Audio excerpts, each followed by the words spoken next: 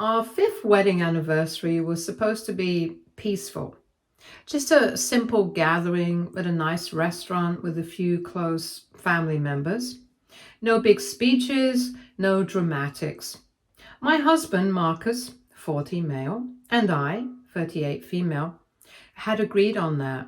After everything his mother had put us through over the years, we both knew the less attention we drew to ourselves, the better.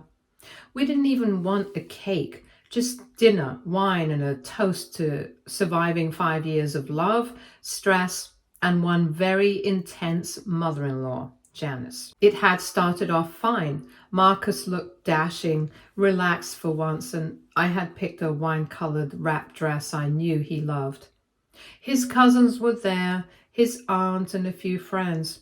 Even his sister showed up, though I saw her flinch every time her mother opened her mouth. I kept the conversation light, even when Janice sat down and immediately began criticizing the restaurant's lighting. She said the shadows made me look sick. I smiled and thanked her. Marcus squeezed my hand under the table. Dinner came, and Marcus stood up to give a short toast. He was sweet, a little awkward, like always, and just as he lifted his glass to thank me for putting up with his terrible coffee habits, the doors to the restaurant opened and everything shifted. A young man, maybe 22, 23, walked in confidently like he was supposed to be there. His hair was gelled back, he wore a crisp suit, and he held a manila envelope in one hand. I didn't recognize him at all. But Janice stood up like she'd been waiting for this exact moment. Her face twisted into the most pitiful expression I'd ever seen her wear. And she turned to Marcus and said she was so sorry, but this couldn't wait. This young man, she gestured dramatically like she was on stage, had something urgent to say. Marcus looked at her, confused. I looked at Marcus and then at the man. He stepped forward and said something that nearly made me choke on my champagne. He said his name was Ryan and he was my son. Dead silence. I laughed. I genuinely thought it was a prank at first. I didn't have a son. I had never been pregnant in my life. I opened my mouth to say just that, but the guy kept talking, said I'd gotten pregnant young and given him up for adoption, and now that he'd tracked me down, he just wanted to know his mother. I looked around the table expecting someone to say something, call him out, do something. Instead, Janice sat back down and said that this was why she always knew something was off about me. That gut instinct mothers have, she said. She'd felt it from the moment we met. Marcus didn't say anything, not at first. I calmly told the man, Ryan, if that was even his real name, that he had the wrong person. I had never been pregnant, never adopted a child out, and if he really believed I was his birth mother, I would need some serious documentation. He said he had it, and that's when he held out the envelope. Marcus took it, but I could tell he didn't want to. He looked stunned, like he didn't know what he was supposed to do. He handed it to me and I opened it. Inside were a few pieces of paper, a birth certificate with my name typed neatly in the mother field, a photo of me from college, one I'd posted online, and what looked like a very brief letter that said I'd left him at a hospital and never looked back. I couldn't even be angry yet. I was still trying to process how absurd the entire situation was. I told him flat out that this was fake, that I didn't know where he got the information or why he was doing this, but it was fabricated. None of it was real. He looked at me like I'd slapped him. Janice stood again, saying this was exactly what she expected from someone like me. Cold, manipulative, secretive.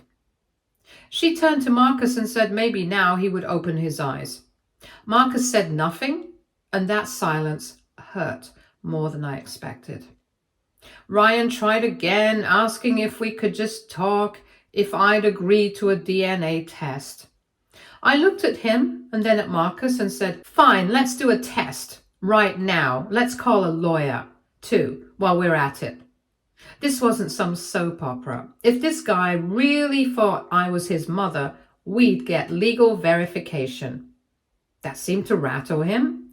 He stepped back, mumbled that maybe he'd come at the wrong time. He looked towards Janice and then left without another word. After he was gone, everyone turned towards me, most with disbelief, some with pity.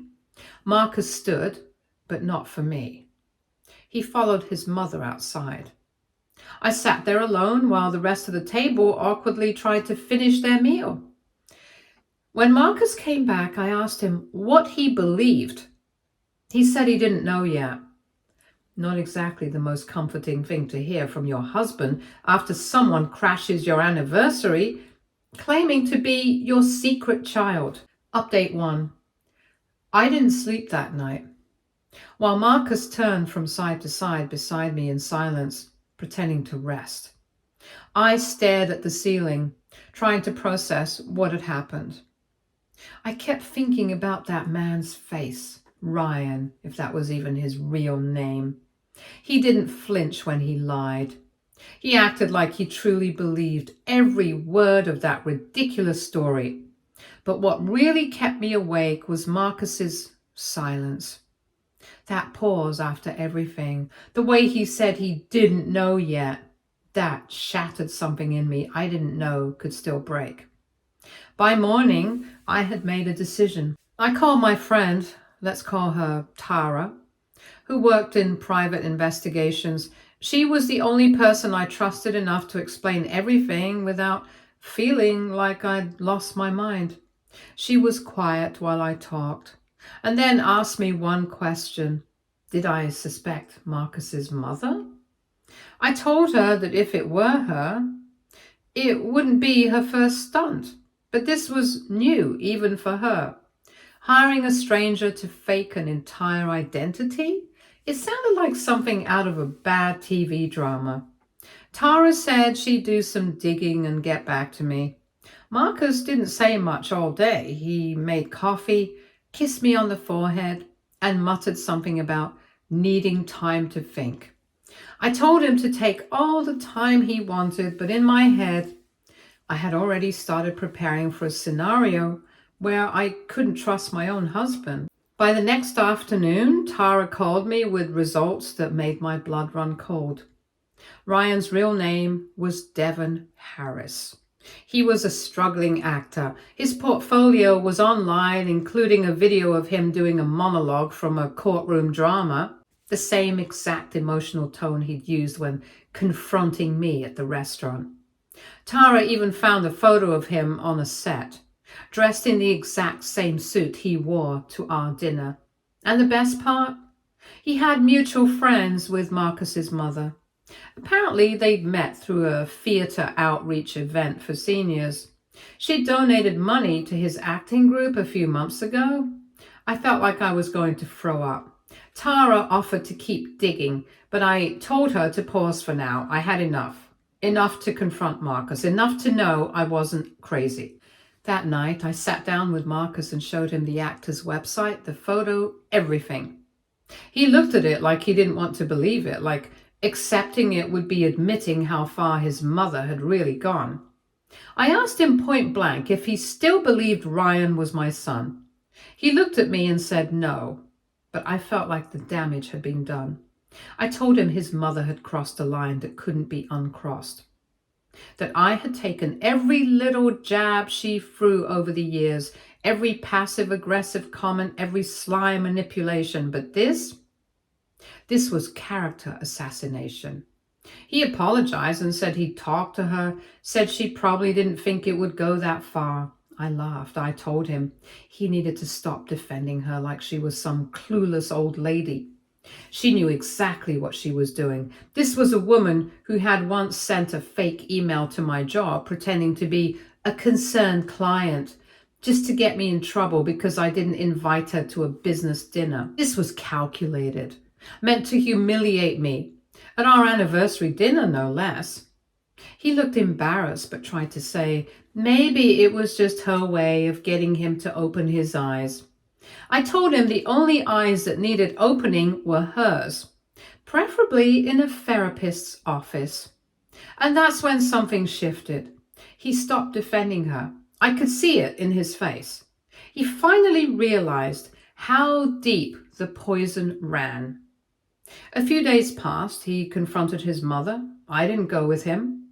I didn't trust myself not to throw something at her. He came back with a face like stone. She'd admitted to arranging the meeting with Ryan/Devon. She spun some story about just testing how honest I was. She said it was a harmless experiment to see what I'd say when cornered. He told her she needed help, that if she wanted a relationship with him, she had to go to therapy. She called me a manipulator, said I brainwashed her son into turning against his own mother. I guess that was the final straw for Marcus because he went no contact with her after that. I felt a little better, but it wasn't over. A week later, we got a handwritten letter in the mail. It was from Marcus's mom. She said she was hurt, betrayed, and accused us of abusing her mentally. She also said she was going to prove I had altered her son's perception through emotional domination. Marcus threw the letter away. I scanned it, saved it on my computer just in case. Then came the voicemails, the long ones. Her voice cracked with what she probably thought was authentic pain. She said Marcus didn't know what he was doing, that he wasn't himself, that I had rewired him. And then, as if things couldn't get any stranger, she left one final voicemail. Not crying this time, where she said that she decided to seek professional help, but only if Marcus came with her. We didn't respond. But a week later, his sister called and she said their mom was attending therapy now, that she'd finally admitted to some of her behavior. Apparently, even the therapist was shocked when she casually described hiring a young actor to break up her son's marriage like it was just a normal Tuesday. I wanted to laugh and cry at the same time. For once, she was being forced to look in the mirror and it terrified her. It wasn't the end of our problems, but it was a start. And Marcus, he finally saw her for who she really was. Update 2. It had been nearly 2 months since Marcus's mother, Janice, agreed to start therapy. If I'm honest, I didn't expect much from it. This was the same woman who once claimed people who went to therapy were just too soft to handle life, and who believed any family issue could be solved with guilt and manipulation. But apparently having her son walk out of her life did something to her pride, or maybe to her loneliness. Marcus didn't tell me much about the first session, just that he'd gone with her as a gesture of good faith, but had no intention of attending every week. He came home quiet, thoughtful, like he'd seen something he wasn't ready to talk about. I didn't push him. I figured if Janice was truly serious about fixing things, she'd have to do it without dragging Marcus in as her emotional crutch. 2 weeks later, he went to a second session, not for her, for himself. He said being raised by someone who viewed every disagreement as a betrayal had left him confused about what real love looked like. I think that was the first time he fully admitted his mother had emotionally manipulated him for most of his life. That night, he looked me in the eyes and said he was sorry it took him so long to defend me. He said that for years he'd been torn between pleasing his mother and being a good husband, and he didn't realize how many tiny pieces of me he had let her destroy in the process. It wasn't a big, dramatic apology, just quiet honesty. And that meant more than any grand gesture ever could. Meanwhile, Janice had started sending Marcus weekly updates. She'd email vague summaries of what she'd learned in therapy. Things like, I now understand how my tone might come across as accusatory, or I'm working on personal accountability. It sounded rehearsed. like she was reading straight from a therapist's notebook and trying to earn brownie points. But then she did something that caught both of us off guard. She sent me a letter. Not a voicemail, not a Facebook message, a real handwritten letter. It was 3 pages long, and honestly, the first page was still soaked in defensiveness. She mentioned how lonely she had been, how she thought I was trying to take her only son away, how she believed she was being phased out of his life and wanted to take back control. She wrote about feeling betrayed when Marcus chose me over her. That part stung, but at least she admitted it. Page 2 was more self-aware. She wrote that she had started seeing how controlling she'd become, that she had built her entire identity around being indispensable to Marcus, and when that identity was threatened, she lashed out. She even admitted that hiring the actor to pretend to be my child was reprehensible. Her word, not mine. Page 3 was where she asked for a meeting. She said she didn't expect forgiveness right away, but she wanted the chance to prove she had changed. She asked if I would sit down with her just once, no drama, no tricks. I sat on the letter for 3 days. I must have read it 15 times. Part of me wanted to burn it, and the other part wondered if she was actually trying, and if she was, what kind of a person would that make me if I didn't at least listen? So I agreed, but on my terms. We met at a small cafe near my office during lunch hours when it would be full of people. I brought Tara, my friend and PI, just in case things got weird again. Janice showed up exactly on time, dressed in muted colors, with no makeup and an expression I couldn't quite read. She didn't make excuses. She didn't cry. She didn't hug me or pretend we were ever close. She simply said thank you for agreeing to meet, and then she got right to it. She talked about the therapy session, how her therapy had pointed out the patterns in her relationship, how her need to control Marcus came from years of unresolved resentment over her own failed marriage, even though they were still together, and abandonment issues. How she realized she had projected all of her emotional needs onto her son, expecting him to fill the role of a partner more than a child. She said that what she did to me, trying to break us up, orchestrating the whole secret love child scheme, was the result of desperation, not hatred. I told her it didn't really matter what her intentions were. The pain was the same, the humiliation was the same, and the trust completely shattered. She nodded and didn't argue. She said she wasn't expecting to ever be part of our lives again the way she used to be. She just hoped that one day I could look at her without flinching. I sat there in silence for a bit. Then I said something I didn't even plan. I told her that forgiveness wasn't a door she could walk through just because she knocked politely this time. It was a road. And if she was truly walking it, I'd see it. I told her I wouldn't stand in the way of her healing, but I wouldn't rush to welcome her back either, not after everything. She said she understood, and then to my surprise, she paid for coffee and left. That night, Marcus asked me how it went, and I told him the truth, that his mother had finally started acting like an adult instead of a puppet master, that she wasn't looking for a pat on the back, but was at least trying to take the first step. He seemed relieved, not overjoyed, not naive, just relieved. Right now in our marriage, we don't have to tiptoe around her feelings.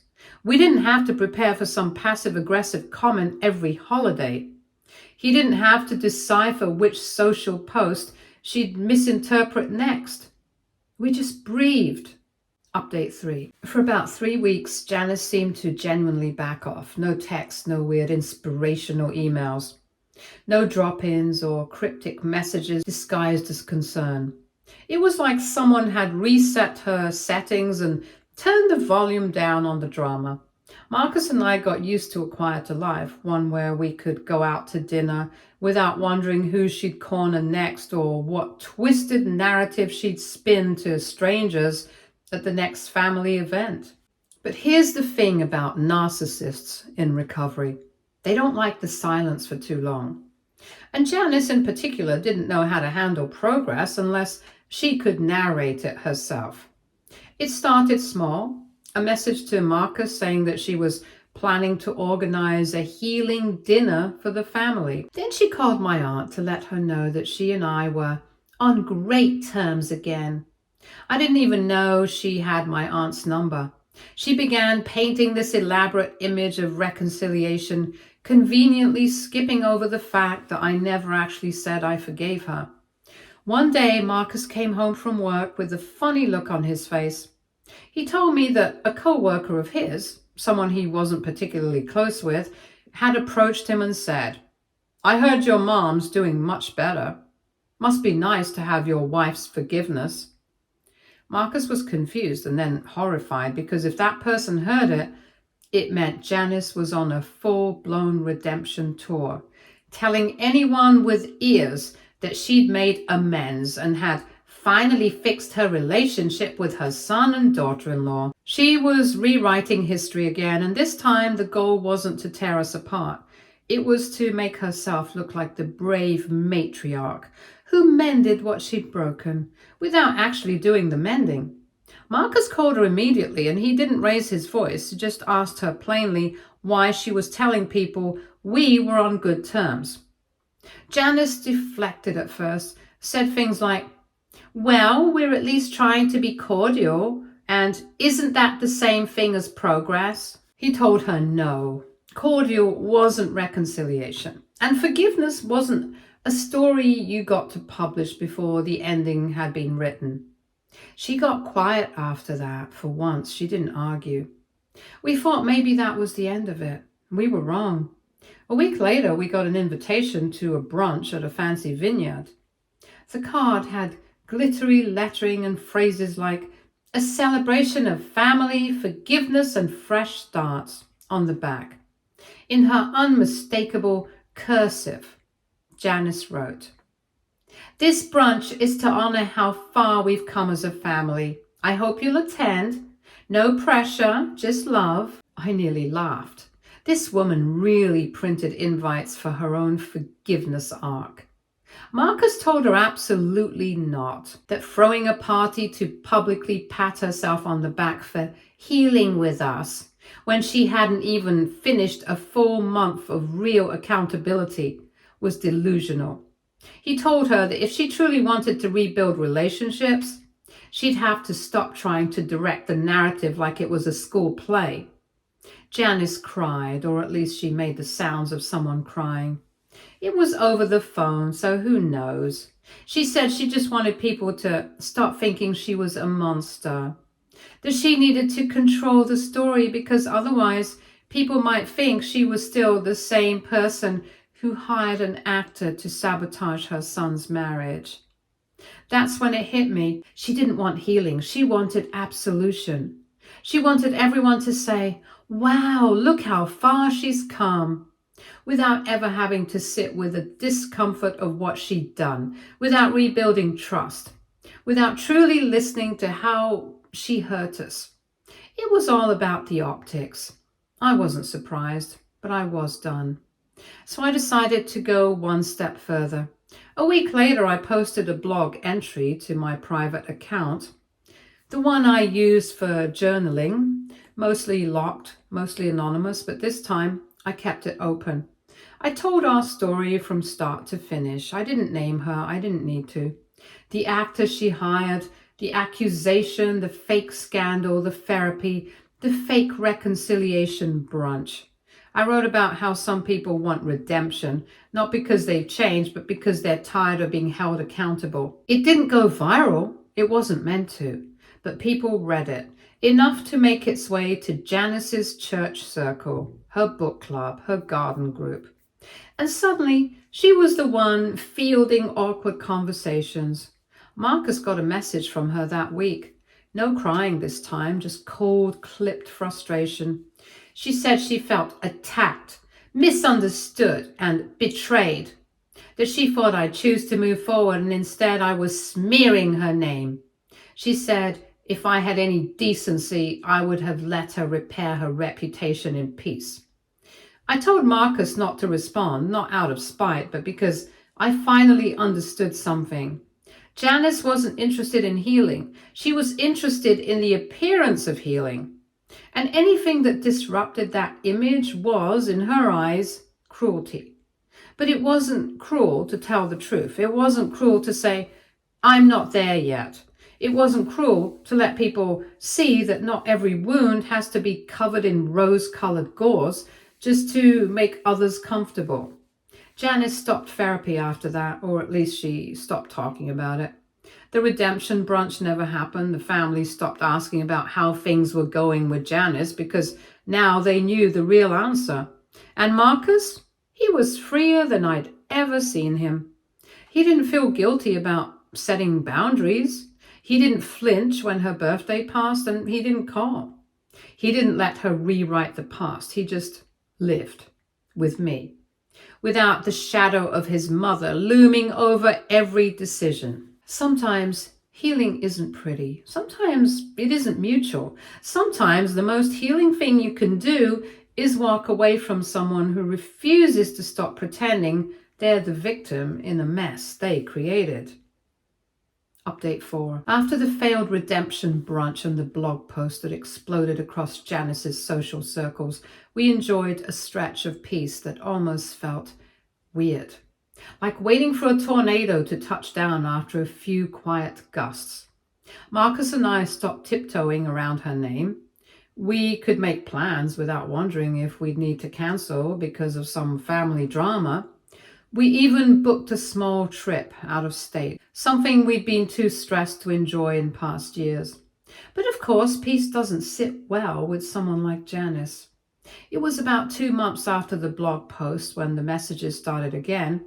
Not rage-filled this time, no accusations. Instead, they were full of spiritual quotes, forgiveness mantras, and even photos of nature walks she was supposedly taking for healing. I could almost hear her voice behind the screen, narrating each message with forced serenity, like she was on a reality show about spiritual awakenings. Marcus didn't reply, and neither did I. We weren't interested in the performance. Then came the text message, just a single sentence. You've brainwashed my son, and I want my family back. That snapped it all into place. She was spiraling again. A few days later, Marcus's sister called him and warned us to be careful.